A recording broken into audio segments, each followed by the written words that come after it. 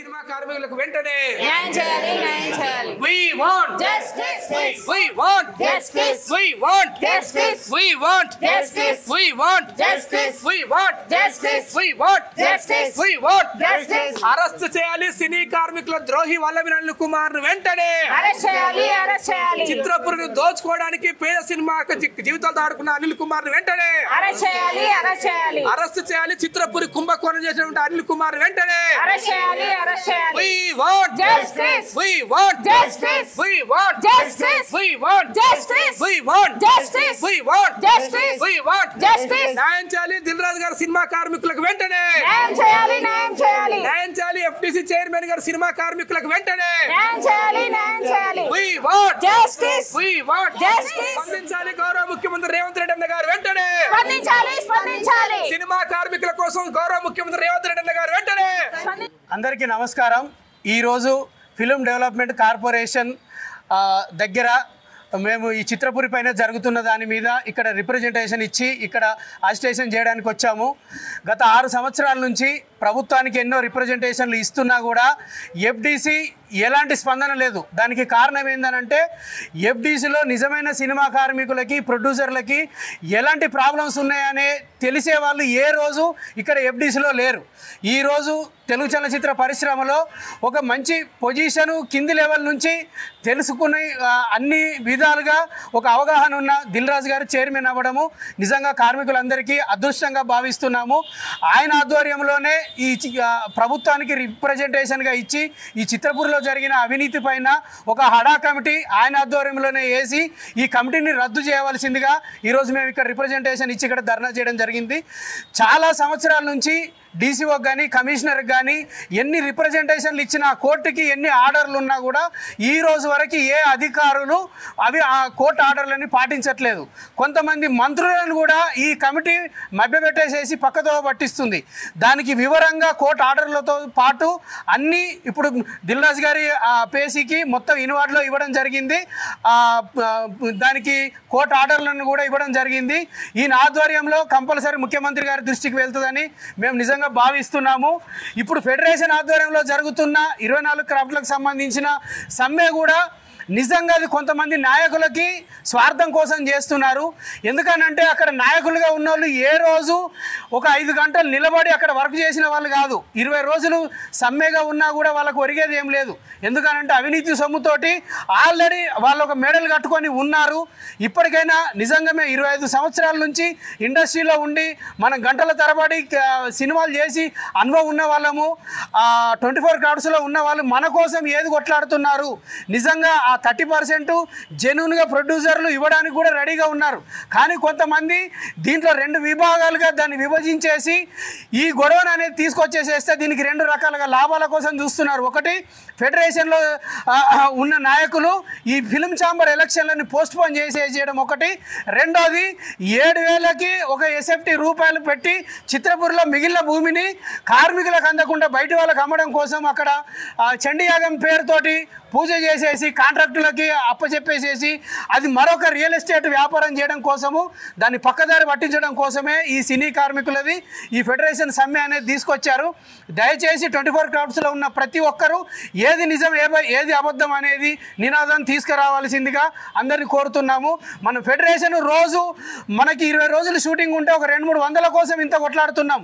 కానీ మనకు తెలంగాణ ప్రభుత్వము అప్పుడు కాంగ్రెస్ ప్రభుత్వము 94లో 67 ఎకరాల భూమి ఇచ్చింది. ఈరోజు అది 1000 కోట్ల మన సంపద, మన కార్మికుల సంపద, అది మన భవిష్యత్తు తరాల మన పిల్లల సంపద. దాన్ని కాపాడుకోవాల్సిన అవసరం ఉంది. 1000 మంది కార్మికులు. ఒక్కసారి మన సొంతిల్లు అనేది దాని గురించి ఆలోచించండి. దానికి ఏకైక మనకి మార్గము ఇప్పుడు చైర్మన్గా ఉన్న దిల్ రాజు గారి ఆధ్వర్యంలోనే జరుగుతుంది. ఎందుకనంటే తను ఒక కింది స్థాయి నుంచి వచ్చి ప్రతి కార్మికుడి కష్టం అనేది తనకి తెలుసు కాబట్టి ఆయన దృష్టికి 24 క్రాఫ్ట్స్లో ఉన్న ప్రతి సమస్యని దృష్టికి తీసుకెళ్ళండి.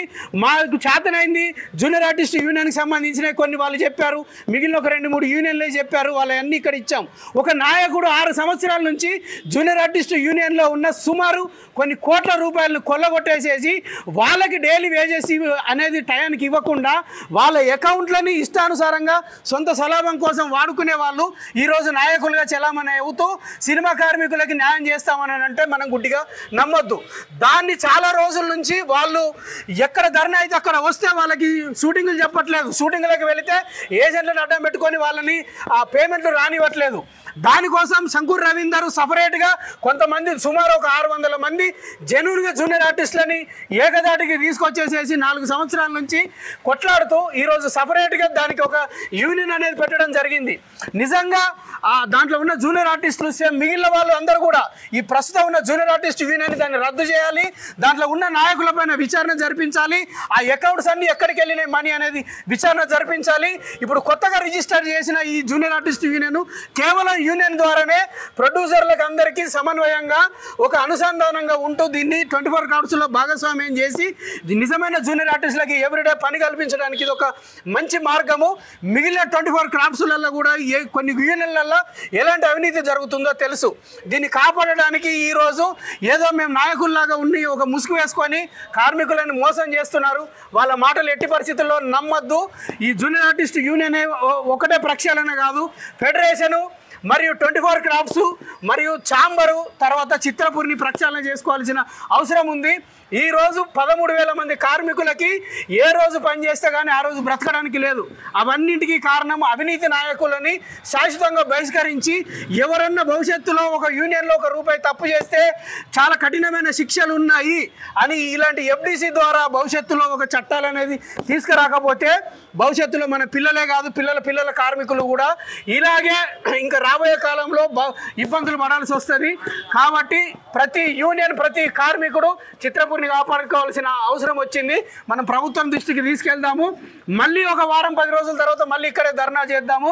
అందరు కార్మికులు కలిసి రావాలని.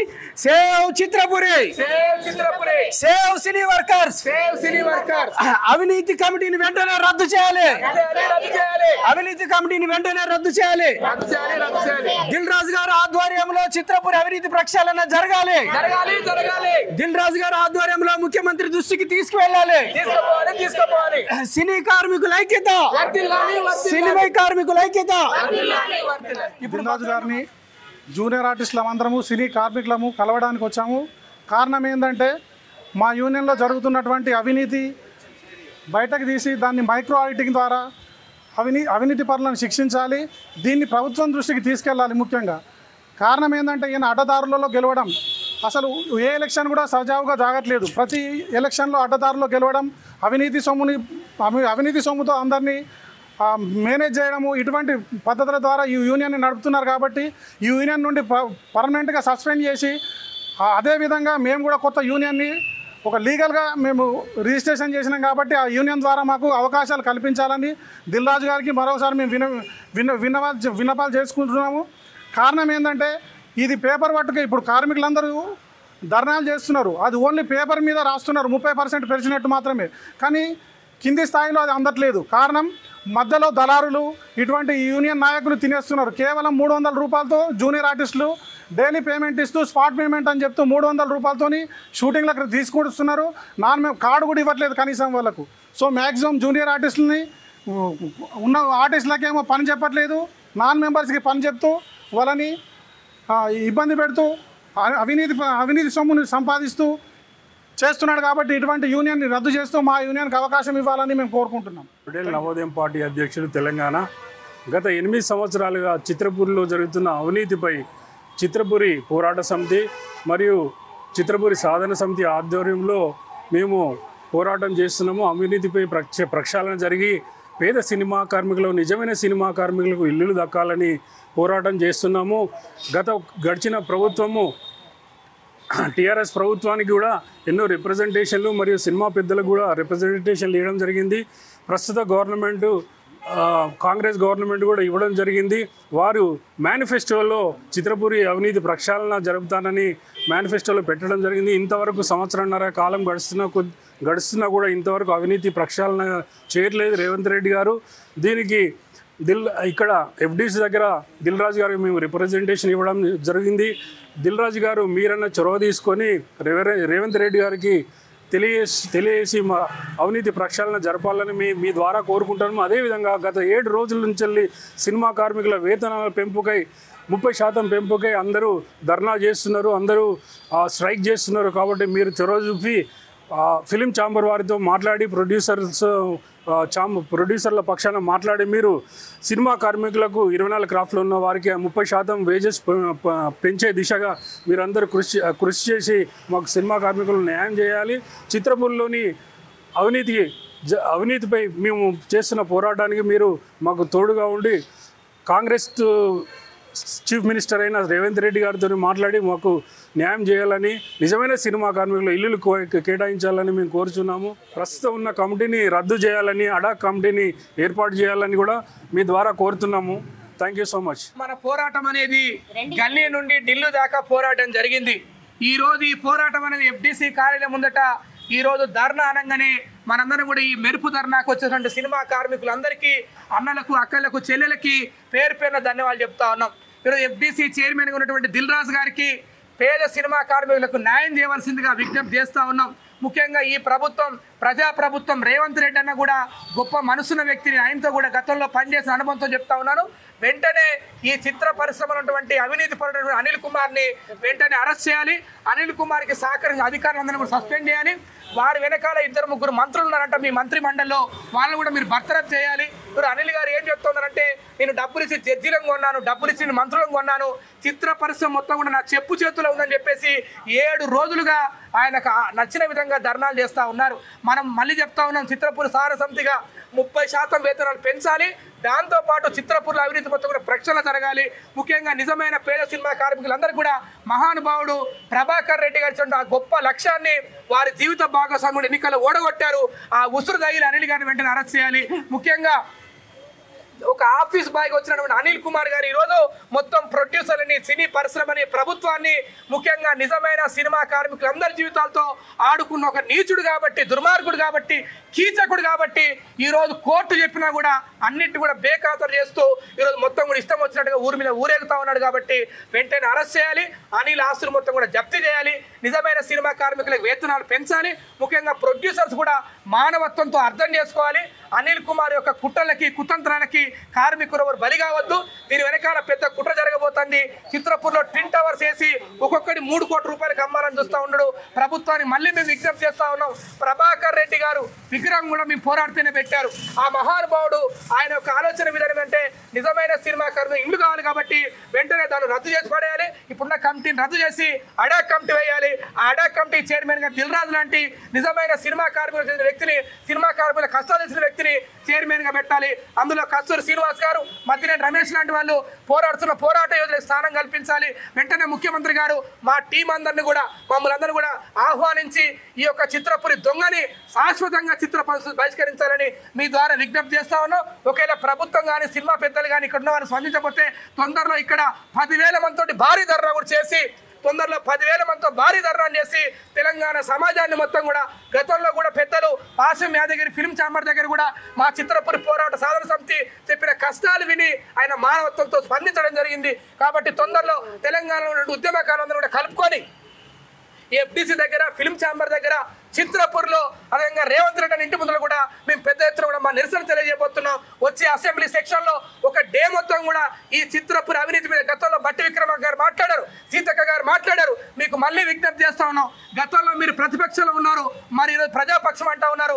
మీరు దయచేసి ఎవరికి భయపడకుండా, సీతక్క ఎప్పుడు చెప్తా ఉంటుంది, నేను పేదల కోసమే ఉన్నాను. సీతక్క మీరు రేవంత్ అనే ఆడబిడ్డ, తెలంగాణ మొత్తాన్ని మీరు ఆడబిడ్డ. ఈ అవినీతి మీద మీరు మాట్లాడాలి. బట్టి విక్రమార్క మీరు ఉప ముఖ్యమంత్రిగా ఉన్నారు, మీరు అసెంబ్లీలో మీ ఇచ్చినటువంటి క్వశ్చనర్ని మీరు మాట్లాడారు. మరి ఈ రోజు మీరు న్యాయం చేసే టైం వచ్చింది. మీ చేతుల్లో అధికారం ఉంది కాబట్టి ఈ దొంగలందరినీ కూడా తరిమి కొట్టండి, ఈ దోపిడిదారులందరినీ కూడా తరిమి కొట్టండి. ముఖ్యంగా FDC చైర్మన్ దిల్ రాజు గారు చెప్తాను, ఆయన పేరులోనే దిల్ ఉంది కాబట్టి పేద సినిమా కార్మికులందరికీ కూడా మీరు న్యాయం చేయాలి, మీరు న్యాయం చేయాలి. ఎందుకంటే ఈరోజు రేవంత్ రెడ్డి అన్న మీలాంటి గొప్ప మనిషిని తీసుకొచ్చి సీట్లో కూర్చోబెట్టినంటేనే పేద కార్మికులకు న్యాయం చేయమని చెప్పి.